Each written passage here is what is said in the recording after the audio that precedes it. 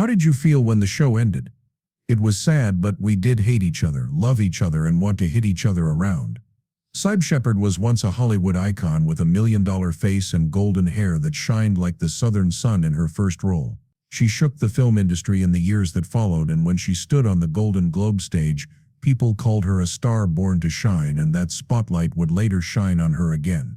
Shepherd's passionate but scandalous affairs, a shocking relationship with a married director, and run-ins with the hidden power structure of television took her from the heights of fame to the brink of rejection.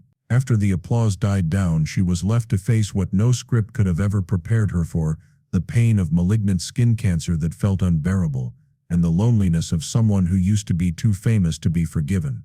Why did a star rise to fame only to fall? Why did her honest, intense, and unapologetic journey civil disobedience ended with Cibil deciding not to hide anything anymore? And you're about to find out why she did. Cybill Lynn Shepherd was born on February 18, 1950, and grew up in Memphis, Tennessee, a quiet but conservative city. Her family was middle class. Her father, William Shepherd, ran a small business, and her mother, Patty, worked as a housewife. She was the middle child of 3 siblings. Her older sister was named Terry, and her younger brother was named William. Cybill was a Cibill's name came from her grandfather's name Cy and her father's name Bill.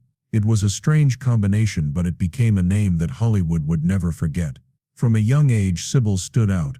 Her blonde hair, fair skin, and expressive eyes made her impossible to miss. But what people remembered most about her wasn't her beauty, it was her personality. When she was in high school at East, she wasn't like most Southern girls her age. She didn't wait to be chased, she went after the guys she liked. She skipped school once to try out for a modeling job, which could have gotten her suspended if caught, but she didn't care because Cibill's life was meant to stand out. In 1966, when she was 16, she competed in and won the Miss Teenage Memphis pageant. She then went on to represent the city at Miss Teenage America but didn't make it to the finals. She was named Miss Congeniality, a small but meaningful honor that showed that she was more than just pretty. That quality would later take her far, even if she was rude at times. A high school student in Memphis named Cibil Model of the Year, and she went on to be the face of L'Oreal and appear on the cover of Glamour magazine. That one photo changed her whole life. One day, director Peter Bogdanovich was looking for a female lead for a movie and saw Cibil's face on a magazine cover while waiting in line at the grocery store. He called her agency right away and asked, "Who is this girl?" A few weeks later, she was cast in the movie. Later, Cibil was asked to try out for the Last Picture Show and got the part. It was her first time on screen and the first time people saw into her personal life. Cibil left Memphis without anyone helping her. She did everything on her own through hard work and unapologetic presence, and a refusal to live a mediocre life. This trait would later make her one of the most admired and feared women in Hollywood. Cybill Shepherd made her movie debut in 1971 when she was cast in the lead role by director Peter Bogdanovich as J.C. Farrow in The Last Picture Show, a black and white classic that was surprisingly brave for its time. The movie didn't shy away from sensitive topics like sexuality, loneliness, and the quiet fractures of youth in West Texas. Cibil, who played a beautiful but cold and calculating young woman, had a famous scene where she took off her clothes in front of clear glass, exposing both her body and her emotions. She was only 21 years old and had no acting or training. Cibil tapped into something raw and essential in movies. Shepherd was nominated for her first Golden Globe for New Star of the Year, which is pretty amazing for a model in her first movie role. But it wasn't just Cibil who showed the movie. The Last Picture Show got 8 Oscar nominations, including Best Picture, and won 2.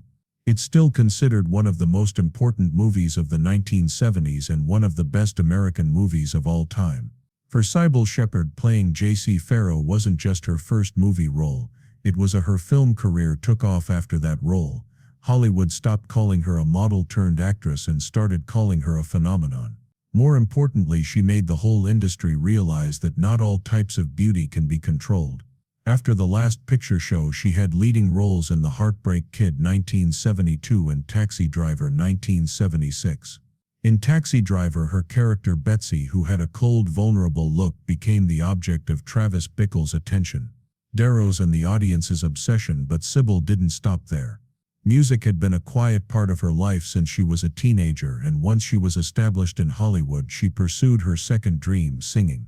In 1974, she released her debut studio album Cybill Does It to Cole Porter, which was a collection of classic jazz standards, sung with softness, romance, and undeniable femininity. Instead of pursuing mainstream pop, Cibil chose the harder path of traditional jazz, where technique couldn't hide a lack of not wanting to become a musical diva. She sang for people who would listen with their hearts. Over the next few years, she released Mad About the Boy 1990, Cibil Gets Better 1992, and At Long Last Love Cybill Shepherd Sings Cole Porter 2006. Outside of the studio, Cibil performed at lounges, jazz clubs, and small cultural events, not to sell tickets but as a true artist breathing through music. Her voice wasn't technically explosive, but it had an unfiltered charm and emotional honesty that isn't often found in big stars. She also brought her love of music to TV, where she played the part of Cybill Sheridan on the sitcom Cibil from 1995 to 1998. Fans were surprised when she would switch from sarcasm to soulful song singing in the middle of everyday scenes, as if to say below the noise, music was still her refuge. Even though Cibil was doing well as an actress and singer, she put everything on hold to become a mother. In the late 1970s, she had her first daughter, Clementine Ford. In an interview, she said, "I could have more roles, but I would never have that moment with my daughter again." After spending time with her family, she returned to TV with guest roles in shows like Fantasy Island 1977. By that time, Cibil had changed. She wasn't the sensational newcomer anymore. She was the woman people looked forward to seeing each week, a figure both familiar and new. Cybill Shepherd took on a role that was very different from anything she had done before in 1985, and it turned out to be a huge turning point in her career. She played Maddie Hayes, a broke former model who had to run a strange detective agency with an unpredictable partner named David Addison, who was played by Bruce Willis. The show was called Moonlighting, and it was a romantic comedy detective show on ABC with sharp scripts, fast-paced dialogue reminiscent of stage plays, and a rhythm that mixed comedy and romantic tension. Moonlighting became a huge hit, but the electric chemistry between Cybill Shepherd and Bruce Willis kept people glued to the screen. They had a tension as tight as a violin string that was at once funny, seductive, and fragile. They didn't just click on screen, their lively energy and natural back and forth lifted the whole show, which is something that no acting class could ever teach. For her role as Maddie Hayes, Cibil won 2 Golden Globes as Best Actress in a Television Series, Musical, or Comedy in 1986 and 1987. At the time, the press called her the golden face of prime-time television. According to TV Guide, Maddie and David were one of the most iconic TV couples of the decade. Moonlighting also raised the status of American television, turning a genre show into something that is studied in screenwriting classes.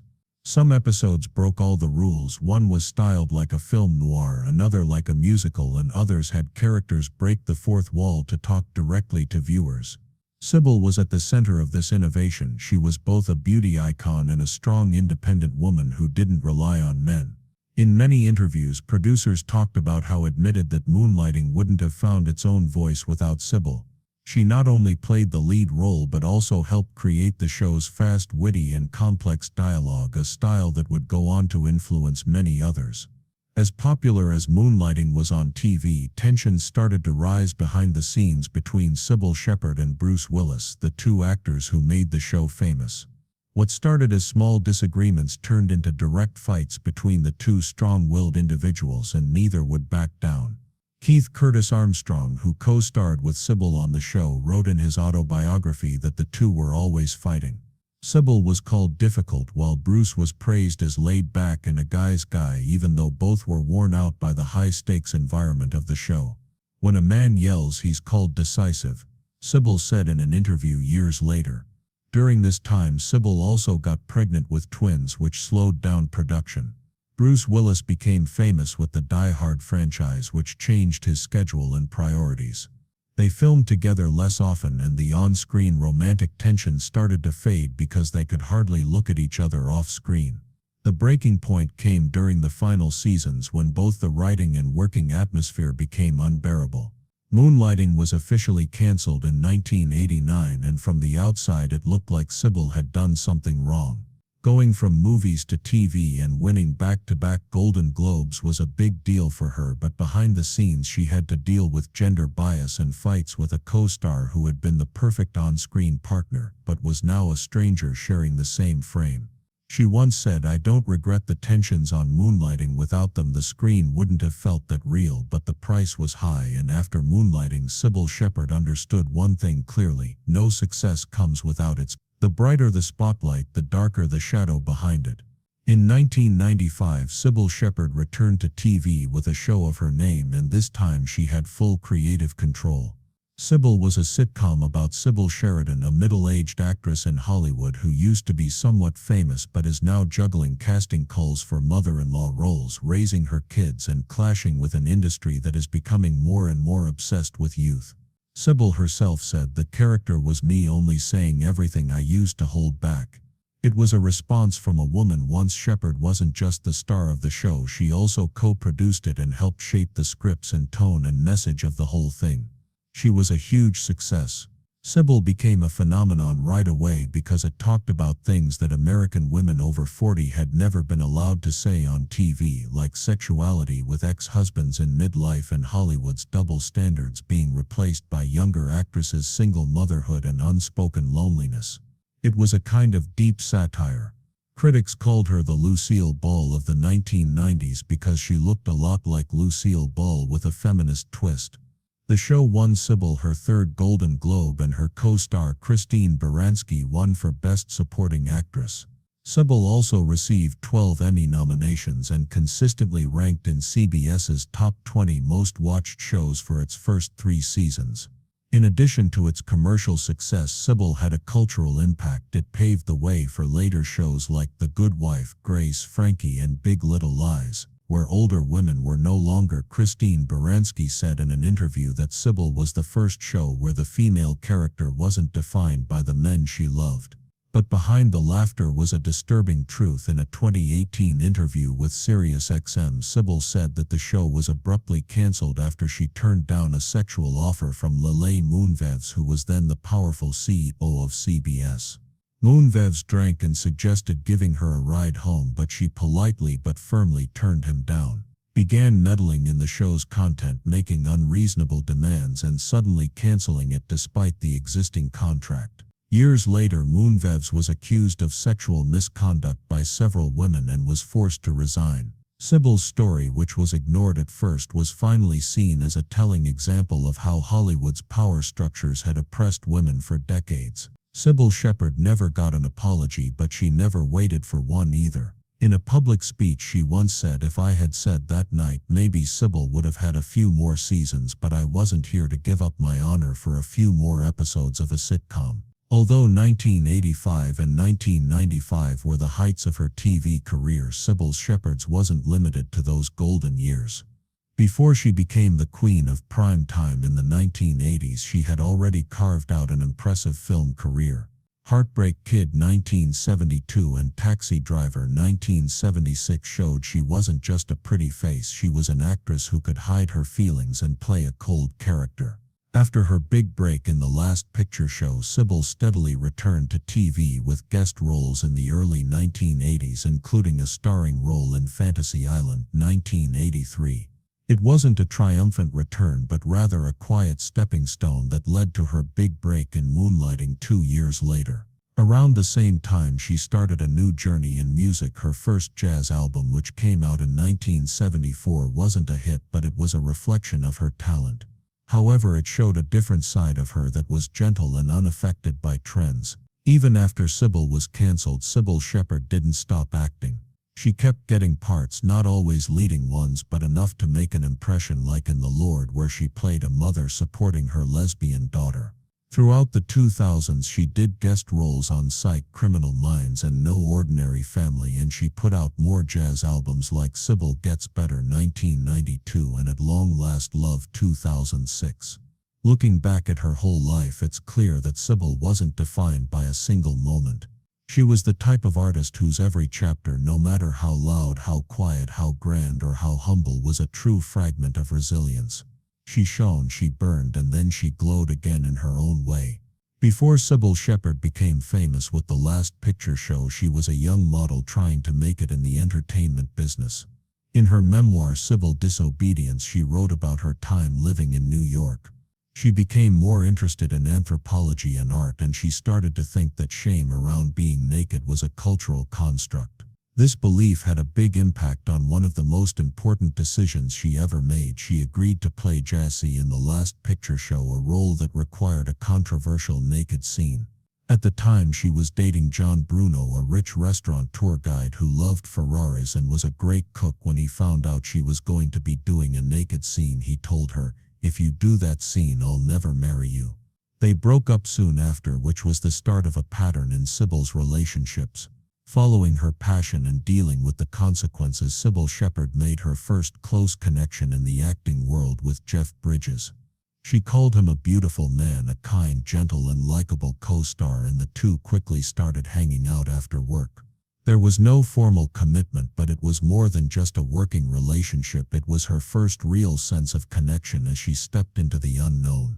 Jeff had to leave for a week to go to military reserve training, and director Peter Bogdanovich, who was married to Polly Platt and expecting their second child at the time, filled in. "Jeff is leaving," he said, and Cybill just said, "I'm always lonely." She didn't deny that she was interested in Bogdanovich, an older, more experienced and well-mannered director, and he didn't hesitate when Jeff came back and Cybill told him everything. Bridges didn't get angry, he just said, "Be careful." But in that calmness, Cybill seemed to understand that things had changed and a choice had been made that couldn't be undone. She dated Bogdanovich for 8 years. They lived together, made movies together, and moved through Hollywood as a golden couple while also being its most scandalous couple. Bogdanovich left his wife and children. People immediately called Cybill the home wrecker, a name she would keep for the next 10 years, but their relationship wasn't simple. They loved each other, but they also hurt each other while Bogdanovich was filming St. Jack in Singapore and having an affair. Cybill visited and knew what was going on, but she didn't say anything.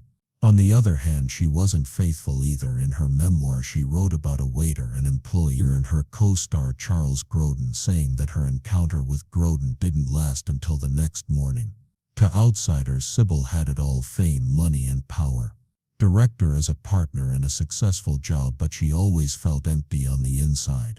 She wrote, "I don't think I was cheating on Peter. How can you cheat on someone you never really had?" Her relationship with Bogdanovich was a mix of passion and pain, freedom and imprisonment, the spark of fame and the root of loneliness. It made Cybill famous, but also cast the longest shadow over her life and career for years to come. While her relationship with Bogdanovich was falling apart, Cybill spent the night with Elvis Presley, a man she had never met before. Even though it only happened once, it left a lasting impression. Elvis had strangely conservative views on sex, but he eventually changed his mind. As Cybill put it, "I had a great time in Elvis's bed, but I couldn't sleep in it because I couldn't bear watching him take pills to sleep and awake." While filming The Long Hot Summer, Cybill dated Don Johnson. She said, "We lasted about a nanosecond on the porch before moving quickly to my bed." But after a performance, she compared to eating candy when you're starving fast, intense, and over in 5 minutes. Johnson slept with a hairdresser on set while working on Moonlighting. Cybill had a brief unresolved fling with Bruce Willis. They had undeniable chemistry and even kissed off screen, but it never went further. She said that during kissing scenes, Willis would push a huge camel, putting my tongue down my throat. And moving on from short-term relationships, Cybill married David Ford in 1978, someone she had met while she was still seeing Bogdanovich. They had a daughter named Clementine in 1979. The marriage ended in 1982 because Ford was cheating on Cybill. When Bogdanovich and Ford ran into each other at a dental clinic, Bogdanovich threw a crystal ashtray at Ford. In the divorce, Ford got only $15,000 and Cybill got full custody of their child. She later married chiropractor Bruce Oppenheim in 1987.